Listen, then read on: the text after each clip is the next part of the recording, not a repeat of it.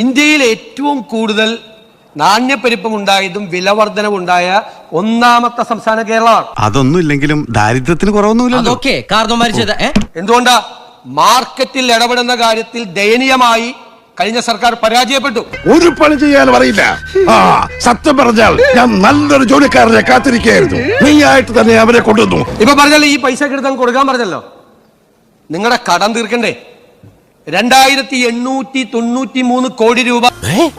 2893 കോടി രൂപ നിങ്ങൾ സിവിൽ സപ്ലൈസ് കോർപ്പറേഷൻ കൊടുക്കാനുണ്ട്. സത്യമാണെങ്കിലും എനിക്ക് അംഗീകരിച്ചു കൊടുക്കാൻ പറ്റുമോ? ഞങ്ങൾ ഈ പൈസ എടുത്ത് ഇത് വേണ്ടാന്ന് വെച്ച് കഴിഞ്ഞാൽ വിലക്കയറ്റം നിയന്ത്രിക്കാൻ ഞങ്ങൾ എന്ത് ചെയ്യും? ഇവന് ബുദ്ധിയുണ്ടെന്ന് എനിക്ക് ഇപ്പൊ തോന്നുന്നു. നീ ഇവിടെ ഇരുന്ന് സംസാരിക്കടാ.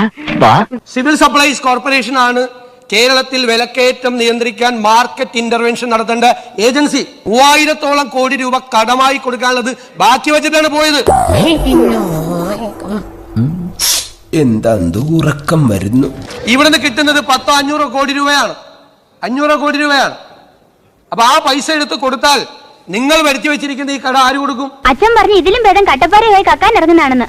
ആ കടം കൊടുത്താൽ മാത്രമാണ് സിവിൽ സപ്ലൈസ് കോർപ്പറേഷനും മാർക്കറ്റിൽ ഇടപെട്ട് ഇപ്പോൾ ഉണ്ടായിരിക്കുന്ന രൂക്ഷമായ ഈ വിലക്കയറ്റം നിയന്ത്രിക്കാൻ പറ്റുള്ളൂ. ഇതാണ് ഇവിടുത്തെ വ്യവസ്ഥിതി. We are living in a very cruel society. ഇവിടുത്തെ ക്രമസമാധാന നില ആകെ താറാറിലായിരിക്കുന്നു. നീപ്പച്ചന് മനസ്സിലായില്ലേ? പെട്രോൾ ഡീസൽ വിലവർധന ഏറ്റവും കൂടി നിന്ന സമയത്താണ് സോഷ്യൽ സെക്യൂരിറ്റി പെൻഷന്റെ പേരിൽ അങ്ങ് ധനകാര്യമന്ത്രി ആയിരുന്നപ്പോ ഇന്ധന സെസ് 2 രൂപയ്ക്ക് വർദ്ധിപ്പിച്ചു. ആ തീയുടെ ഉത്തരവാദിത്വം നമ്മൾ ഏറ്റെടുക്കണോ അതോ മന്ത്രിമാരെ നിഷേധിക്കണോ? എന്തിനും ഞാൻ തയ്യാർ. ഏറ്റെടുത്ത കുഴപ്പമെന്താ? ശാസ്ത്രീയമായിട്ട് അടിവശമില്ലാത്ത വെറും കർഷക തൊഴിലാളികൾ അവര്. ഇടിക്കൊരു മയം ഉണ്ടാവില്ല. അങ്ങയുടെ കാലത്താണ് ഈ അപകടം മുഴുവൻ ഉണ്ടായത്. 1.5 കോടി ലിറ്ററിന്റെ ഡീസലിന്റെ കൺസംഷൻ കുറയുകയും വ്യാപകമായ നികുതി നഷ്ടം ഈ മേഖലയിൽ ഉണ്ടാകുകയും ചെയ്തത് ശക്തമായ നടപടികൾ ഗവൺമെന്റിന്റെ ഭാഗത്ത് നിന്ന് സ്വീകരിക്കാത്തതുകൊണ്ടാണ്. ഇത് ബാധ തന്നെ. എന്നെ കൊലച്ചുടുക്കാൻ വന്ന ഒഴിയാ ബാധ. അത് ഞങ്ങൾ മനസ്സിലാക്കി. ആ കഴിഞ്ഞ സർക്കാരിന്റെ കാലത്തുള്ള കുറവുകൾ മനസ്സിലാക്കി ഞങ്ങൾ അതിശക്തമായ നടപടികൾ സ്വീകരിക്കും. ഒരു സംശയവും അക്കാര്യത്തിലില്ല. മുതലെടുക്കണേണ സജി. ഈ സംസ്ഥാനത്തെ തന്നെ വിസ്മയിപ്പിക്കുന്ന ഒരു ധവളപത്രം സംസ്ഥാനത്തിന്റെ സമ്പദ് വ്യവസ്ഥയെ കുറിച്ച് വരുന്നുണ്ട്.